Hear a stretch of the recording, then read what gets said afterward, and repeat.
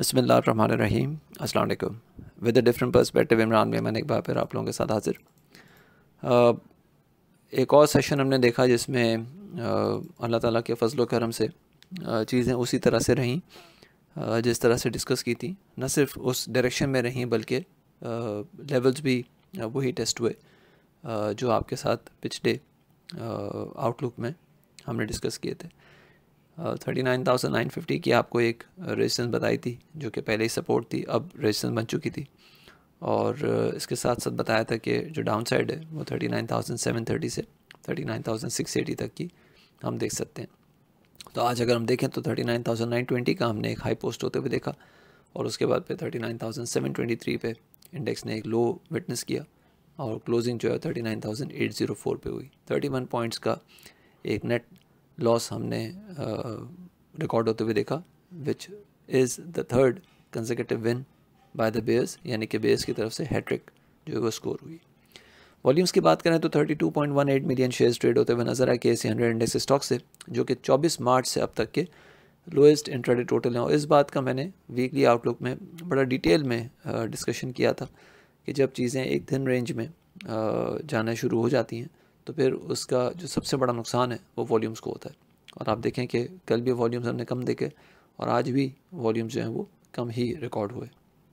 आने वाले सेशन की बात करें तो जनाब इंशाल्लाह ताला 12 अप्रैल को वैसे तो जो 3 ब्लैक क्रोज पैटर्न बना है इंडेक्स के ऊपर और 39,950 से नीचे क्लोजिंग हुई है, तो ये बता रहा है कि बेयर्स अभी भी स्ट्रॉन्ग हैं और बहुत ज़्यादा स्ट्रॉन्ग है। अभी भी नहीं बल्कि बेयर्स बहुत ज़्यादा स्ट्रॉन्ग है।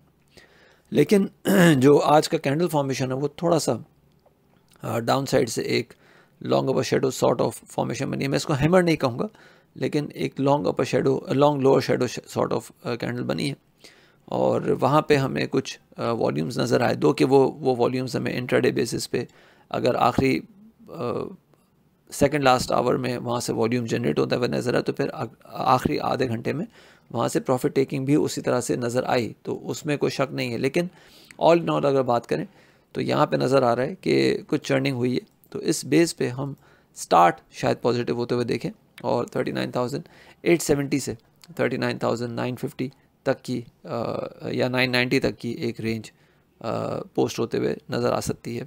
लेकिन वहाँ से दोबारा से हम सेलिंग प्रेशर जनरेट होता हुआ देख सकते हैं जो कि इंडेक्स को 39,680 या 570 तक लेके जा सकता है। याद रहे कि 39,680 is the life line support on intraday terms. उसके नीचे अगर आवरली क्लोजिंग भी होती है तो फिर स्पीडी फॉल हम देख सकेंगे 39,570 से 39,480 तक इनिशियली, जबकि फिर उसके बाद फिर 39,200 का जो रेंज मैंने वीकली आउटलुक में डिस्कस किया था 39,030 से 38,930 वाला, वो फिर बहुत स्पीडी टर्म्स पे हम एक्सपोज होते हुए देखेंगे।